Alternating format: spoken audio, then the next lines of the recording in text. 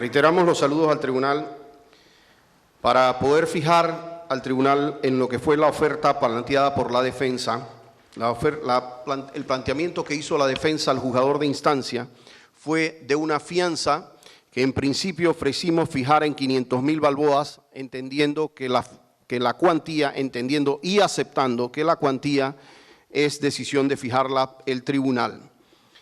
El deber quisimos acompañar en esto, y esto es importante explicárselo al tribunal, que quisimos acompañar esta medida de fianza, no es tanto un cambio de medida cautelar, sino un acompañamiento de la medida de fianza, con el deber de notificarse cada 15 días para garantizar el arraigo al proceso, con un impedimento de salida del país para garantizar que la persona se iba a mantener aquí en el país, nuestro representado, con la entrega de todos y cada uno de los pasaportes vigentes del expresidente Ricardo Martinelli, con el deber de alejarse de los testigos, querellantes y víctimas de este proceso a objeto de garantizar cualquier cuestionamiento que pudiese haber sobre la integridad.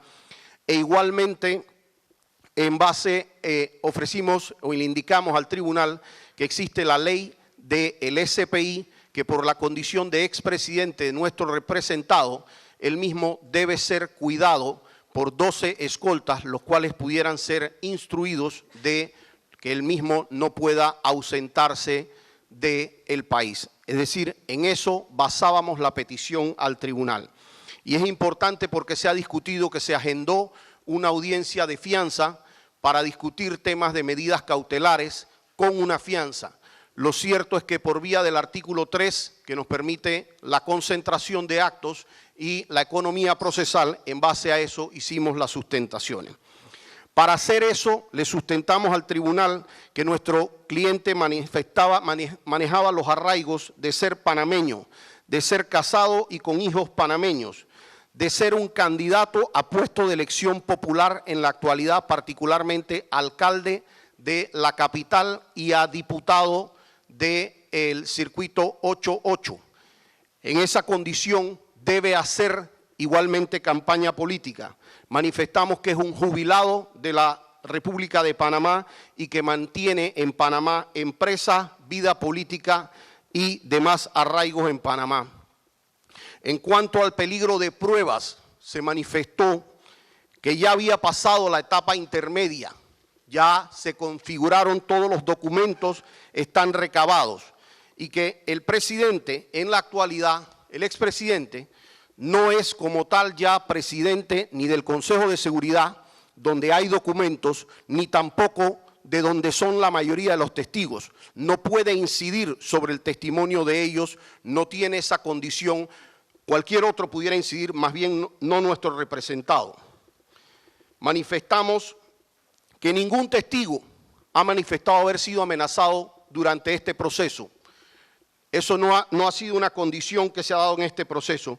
Pero lo principal, manifestamos que ningún testigo, tan siquiera ni perito, menciona ni le imputa de manera directa ningún cargo a nuestro representado, ni siquiera el testigo protegido. Por ende, mal puede ser de interés de nuestro representado afectar la prueba que pudiera vertirse en juicio cuando ya existen entrevistas previas. Nos referimos al peligro de afectación a terceros y manifestamos que hasta ahora, y este proceso tiene cerca de 4 años, no se ha afectado a ningún tercero producto de este proceso. Nuestro cliente es un representado con 67 años, con un récord policivo absolutamente limpio. ¿Qué decidió el juzgador? El juzgador decidió, en la decisión que hace el juzgador Justo Vargas, establece que no habían cambios sustanciales en cuanto a la decisión dictada por el Pleno de la Corte Suprema de Justicia, en donde se había determinado mantener la detención provisional. Y manifestaba que no habían cambios principalmente en temas que había sustentado esta defensa relacionados a vinculación, al tema de salud, a los temas de arraigo reforzado, a los temas de una ley más favorable de 65 años de edad y debemos decir en este punto que una de las razones por las que impugnamos este fallo es porque hubo un silencio del juzgador sobre esto. El juzgador no se pronunció sobre estos elementos y él está obligado a pronunciarse. No se pronunció alegando que se había fijado una audiencia de fianza y que por ende no se refería a los otros temas, ni siquiera negándolos. Manifestó que no había habido un cambio en la situación que había traído a nuestro representado, haciendo la posición del tribunal de que se mantenía que él había venido producto de un proceso de extradición y que como tal existía el peligro de fuga y no entendía los arraigos en la forma en que lo entiende la defensa. Ahora vamos a ver cuál es nuestra disconformidad con esa posición. Lo primero, en el propio fallo, y aquí hay un tema de incongruencia y debo llevarlos al extracto de fallo que manifestó él que no existía un cambio.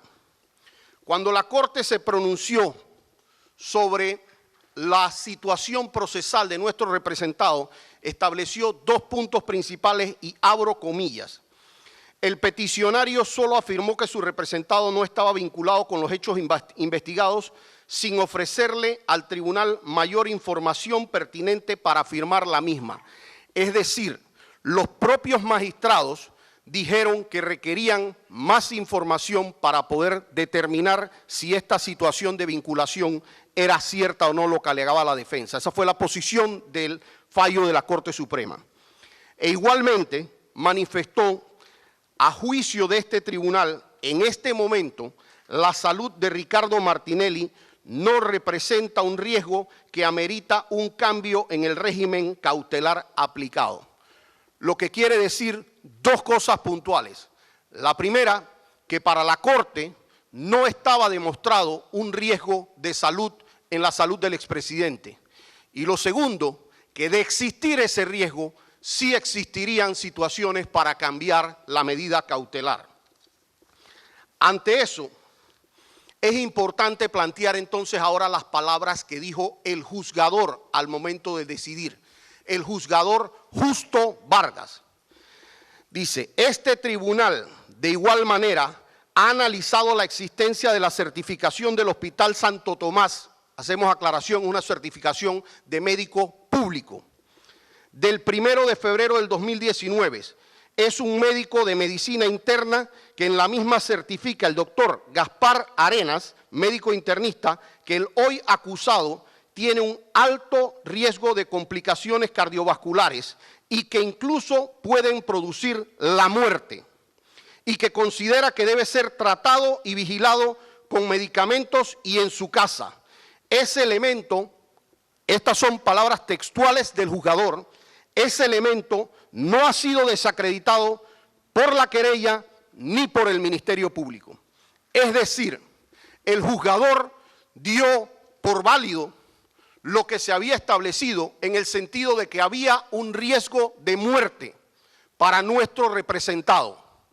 Y sin embargo, al hacer la ponderación, manifestó que lo que sucedía es que también tiene que balancear el derecho del artículo 2 de la Ley 31 de 1998, las leyes de víctima, que valga señalar que ese artículo fue reemplazado por el artículo 80 del Código Procesal Penal, en donde están los derechos de las víctimas. Pero si observa este tribunal, lo que manifiesta ese particular artículo de las víctimas es que lo que debe tomar el juzgador al momento de fijar la fianza, así lo establece el artículo, es en consideración la seguridad de las víctimas. Es decir, puede ponerle seguridad y de hecho dice que las víctimas pueden solicitar protección. Dentro de eso, lo que nosotros mismos estábamos solicitando, que se decrete el alejamiento de nuestros representados para que no haya duda de que podía haber una afectación sobre las víctimas. Pero esa situación médica que planteó nuestro representado no solamente se dio a colación con eso, sino que reconocido por la propia Fiscalía y la parte querellante, nuestro representado ha tenido que ser atendido cerca de 75 veces, varias veces en situaciones de urgencia. Y no solamente hubo un informe de este médico internista planteado en la audiencia, sino también las del doctor Bey Mario Lombana, cardiólogo. Ese doctor Bey Mario Lombana manifestó: cada minuto que este paciente se mantenga sin las medidas necesarias ni en el lugar apropiado, se estará desafiando a que las posibilidades mencionadas lo descompensen sin garantías suficientes para la conservación de la vida. Debido a esto, nos permitimos recomendar que se considere la posibilidad de un cambio de medida cautelar que faciliten un mejor manejo del caso, al mismo tiempo que esperamos que el camino de la justicia tenga su expresión final. Es decir, dos médicos especialistas que, como bien dijo el juzgador Justo Vargas, no fueron rebatidos ni por la Fiscalía ni por la parte querellante, establecieron que existe un riesgo de muerte para nuestro representado, el cual ya ha sido sometido a diversas intervenciones de urgencia por los médicos. Y nosotros no creemos que existe posibilidad humana, por las convenciones interamericanas de derechos humanos, por la Constitución Nacional, que particularmente establecen que el deber primario de todas las autoridades de este país, incluyendo a los juzgadores, es proteger la vida de cualquier panameño. Y ante ese escenario fue que planteamos la posibilidad de medidas distintas con múltiples garantías adicionales. Esta defensa planteó igualmente, al momento de sustentar esta fianza acuerpada por medidas cautelares, el hecho de que se había presentado un informe de Contraloría sobre el tema del peculado y que ese informe de Contraloría no mencionaba a nuestro representado. Fue presentado por la Fiscalía, ese informe en la etapa intermedia. Y no solamente no vinculaba a nuestro representado, sino que hacía señalamientos como responsable a un tercero. Es decir, lo desvincula también. Pero dijimos que no habían testigos, que no habían peritos que señalaran a nuestro representado como responsable de un delito de peculado de ese equipo que es un software. Aquí tuvimos la participación de nuestra contraparte, particularmente el fiscal González, que al tribunal le reconoció que en efecto no está señalado en este informe. En aras de lealtad procesal, dijo que más adelante pueden darse testimonios y otras formas en que puede irse a probar este delito de peculado. Pero lo cierto es que al día de hoy, y lo que existe en la carpeta, no existe esa vinculación para nuestro representado, y sabemos que el artículo 237 exige esa vinculación para poder decretar la detención provisional, al igual que lo exige el artículo 222 en su numeral 1. Cuando nosotros planteamos, también presentamos que nuestro representado, de acuerdo a la acusación, estaba siendo mencionado como un autor mediato, es decir, como alguien que mandó a otras personas a realizar este caso del peculado. Esas otras personas, por vistas fiscales presentadas aquí, por el propio Ministerio Público, en vistas realizadas por el propio Ministerio Público, se les solicitó el sobreseimiento a esas personas. Es decir, los supuestos autores materiales, no puede existir un autor mediato sin un autor material. Sabemos que eran temas de debate para la etapa del juicio oral, pero no es menos cierto que disminuían los elementos de vinculación. Y siendo que estoy en una audiencia de apelación, es importante manifestar que esos puntos no fueron abordados ni por el Ministerio Público ni por la parte querellante, y no se puede hacer tampoco en la etapa de apelación porque no tendríamos la capacidad del contradictorio.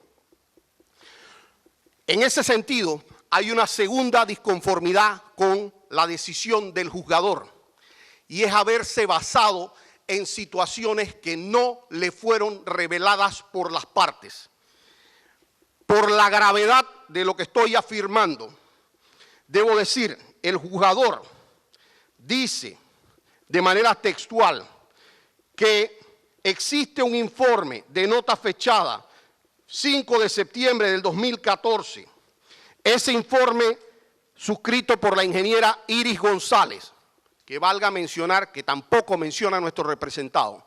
Pero señores, y ustedes, les tengo que solicitar de la manera más respetuosa que vean esa misma grabación de esa audiencia que está siendo vista por todo el país, porque ninguna de las partes le mencionó al juez jamás, ni a la señora Iris González, ni tampoco un informe relacionado a ese escenario. Manifestó igualmente el juez en cuanto a vinculación que se habían dado una incautación en los celulares del señor Alejandro Garús y Gustavo Pérez. Esa fue información que tampoco recibió el juzgador en la audiencia. La recibió de cualquier otro lado ajeno a esta audiencia y eso viola principios procesales, porque como bien sabemos, ni ustedes ni ese juzgador está supuesto a tener la carpeta con las evidencias que manejamos los defensores. Se manifestó la existencia de un documento en inglés y español, una certificación de usuario final de numeración 42D de fecha 16 de enero del 2011, fechado y recibido el 3 de julio del 2012 por Gustavo Pérez. Eso tampoco fue presentado por nadie en esta audiencia. Nunca se mencionó eso en esta audiencia y por tanto no podían ser consideraciones tomadas por el juzgador. Cuando nosotros vamos a tratar de enfocar este tema, es importante que ni la Fiscalía ni la parte querellante se refirió a vinculación, y aquí voy a separar momentáneamente porque estamos hablando de 4 delitos que se procesan en esta audiencia, en este proceso. Artículo 167 del Código Penal, artículo 168, artículo 341. Todos estos con penalidad menor a los 4 años de prisión, de 1 a 3 años y de 2 a 4 años la penalidad aplicable. El único delito con penalidad mayor es el delito de peculado por apropiación. Y en ese delito de peculado por apropiación empezamos a debatir que no existía esa vinculación, que tiene que ser motivada, como lo manda el artículo 225 del Código Procesal Penal, para la aplicación de una medida cautelar tan grave como la detención provisional. Ante la ausencia de eso, manifestó el juzgador Justo Vargas que la defensa no se había pronunciado sobre los elementos de vinculación o la existencia de llamadas o de correos grabados, y que la defensa no se había pronunciado, así que él casi que los daba por probado. Lo primero, que en el ejercicio procesal que nos ocupa, la defensa habla primero y luego habla la parte querellante y la parte de la Fiscalía, y luego nosotros tenemos 2 minutos de réplica. Y no puedo referirme en 2 minutos a lo que hayan dicho mis colegas en cerca de 2 horas y media. Pero lo cierto es que esa aseveración también es violatoria de la presunción de inocencia y también es violatoria de la carga procesal, porque nosotros solamente tenemos que quedarnos callados y no decir absolutamente nada, y no puede interpretarse como una aceptación de hechos porque es violatorio de los principios del Código Procesal Penal. En relación a la posibilidad de dar fianza, se debatió en este tribunal la posibilidad de dar una fianza porque se decía, es que no estamos hablando de delitos de 2 a 4 años. No estamos hablando de delitos porque la pena tiene que verse en su conjunto. Y la pena son 21 años. Y si esa fuera la posición de que no se pueden dar fianza por delitos que sean mayores, jamás se daría una fianza en los delitos de homicidio. jamás se daría una fianza en delitos mayores. Pero es importante ver el tema de vinculación. Y así puedo decirles que hicimos planteamiento de múltiples fianzas otorgadas cuando las personas habían estado fuera del país, incluso en trámites de extradición, y que existía jurisprudencia sobre esas fianzas, refiriéndonos de manera particular a los casos de la fianza del señor Oscar Mayer Mizrachi, a la fianza del señor Ricardo Chanis, a la fianza del señor Daniel Cohen, a la fianza del señor Gabriel Betech, a la fianza del señor del otro señor Betech, ahorita mismo olvidé el nombre. Si nosotros tenemos esos planteamientos, esas fianzas también se dieron sobre personas que estaban siendo procesadas por delitos con penas mayores de peculado, incluso estando fuera o ausentes del país, y varios de ellos con un resultado de inocencia posterior, lo que indica que ese resultado de la fianza permitió que esas personas afrontaran el proceso y también que fueran a determinar su inocencia. Existe fallo dentro del señor Oscar de León. Oscar de León, en fallo de diciembre del 2017, en donde actuaron ustedes mismos magistrados, como la magistrada Giles Pití y el magistrado Diego Fernández, en un caso de homicidio se decretó la fianza en diciembre del 2017. ¿Por qué se puede hacer este acto que es correcto? Porque, como bien se manifestó, hay que ponderar los elementos de vinculación. Y si no hay elementos de vinculación para nuestro representado, por más que la pena sea amplia, por más que la Fiscalía tenga la oportunidad de probar este tema y probar y hacer su teoría del caso, nosotros también tenemos derecho a la presunción de inocencia, también tenemos derecho a un juicio previo y también tenemos derecho a un juicio en un plazo razonable. Se planteó dentro de este escenario que a mi cliente lo cobija un tema de ley más favorable. Nuestro representado tiene 67 años de edad, cumple el 11 de marzo, tiene 66 en este momento. El artículo 21-29 del Código Judicial establece que después de 65 años de edad no debe aplicarse la detención provisional. Ese artículo era el aplicable porque los hechos que estamos conociendo se está conociendo de manera muy especial por el sistema penal acusatorio porque derivan de la Corte. Pero por vía de lo que dispone el artículo 553 del Código Procesal Penal, a los hechos ocurridos en el año 2012 en Panamá, donde el sistema penal acusatorio no entró a regir hasta el 2 de septiembre del 2016, él tenía el derecho a la aplicación a una norma más favorable, que era la que le aplicaba bajo el sistema inquisitivo, en este caso 65 años de edad. Se ha hablado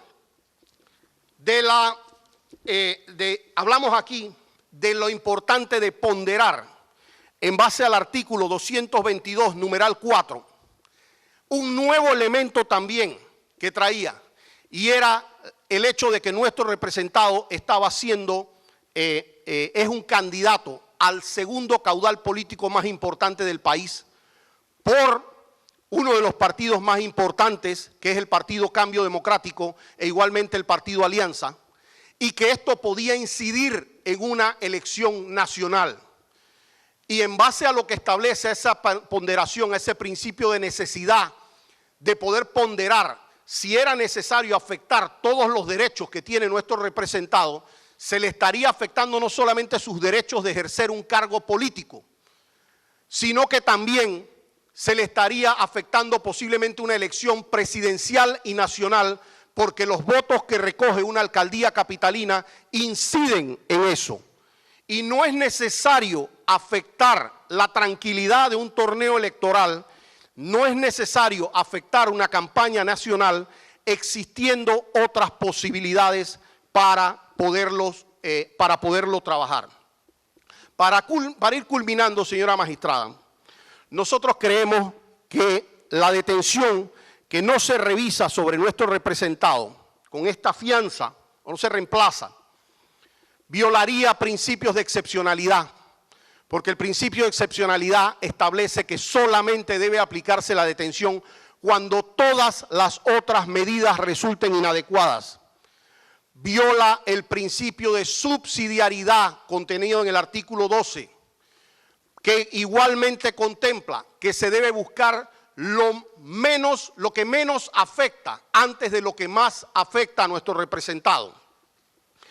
Se viola el principio de provisionalidad, porque nuestro representado tiene 20 meses detenido sobre delitos que tienen penalidad aplicable de 1 a 3 años, de 2 a 4 años, y que incluso pudieran tener reemplazo de multa, de días de suspensión condicional de la pena, e incluso tener el derecho a trabajo comunitario en el evento que nosotros negamos, por supuesto, de que él fuera a ser condenado.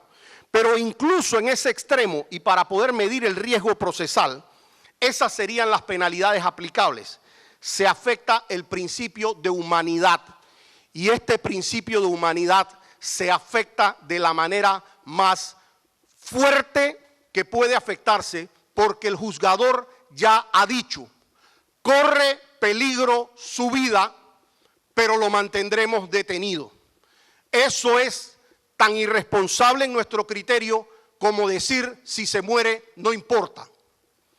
Y es tan grave porque pudiera incluso ocasionar responsabilidades cuando 2 médicos, y debo decir, médico público del Hospital Santo Tomás, ha dicho ya, posterior a la decisión de la Corte Suprema de Justicia, ha dicho: corre peligro de muerte. Y no hay la capacidad en el centro penal ni de responder a emergencia, ni de responder, ni para poderlo atender en el centro penal que actualmente está. Finalmente, incumple el principio de necesidad, porque como hemos dicho, existen otras posibilidades que no hacen necesario que esta medida sea la que se aconseja para tomar, y que podemos estar ante medidas distintas y que cumplan el mismo efecto dentro del proceso. A nuestro representado en Estados Unidos, donde no tenía un arraigo, se le concedió una fianza. Y es importante este tema para que se marque la voluntariedad de nuestro cliente, porque cuando a nuestro cliente se le da esa fianza, nuestro cliente decide regresar al país. Lo hace pensando: ya hemos tenido 1 año de detención y podremos tener una medida cautelar en Panamá distinta que no afecte la salud. Y en base a eso se trata de llegar a esa condición. Yo quiero decirles, y culmino en 1 minuto, magistrada, el hecho de que nuestro representado vino en un proceso de extradición, a pesar de que al final decide venir voluntariamente y renuncia al derecho de mantenerse con una fianza concedida, debe ser tomado en cuenta, pero además es algo que sí sabemos que no va a cambiar. Esa circunstancia nunca va a cambiar, es un hecho histórico en la forma en que lo hayan interpretado las partes. Pero lo que sí ha cambiado es que han cambiado elementos sobre su salud y se han sustentado, y lo ha reconocido el juzgador. Han cambiado escenarios de vinculación y se han sustentado en esta audiencia y no han sido rebatidos. Ha cambiado el tiempo que ha estado detenido, porque ya va casi cumpliendo la pena mínima de los delitos aplicables. Va cambiando los temas de reforzamiento de su arraigo, porque tiene que hacer frente a una campaña electoral en Panamá. Entonces, y ha cambiado el escenario de su edad, en donde debe beneficiarlo la norma más favorable. En ese sentido, esta defensa le solicita al tribunal de manera respetuosa que se revoque la decisión planteada por el juez Justo Vargas y se conceda la fianza en combinación con las medidas cautelares que hemos propuesto y cualquier otra que estime el tribunal. Pero adicional a eso, queremos manifestarles que entendemos que la cuantía la fija el tribunal y lo de nosotros ha sido una mera propuesta sobre el monto. Muchísimas gracias.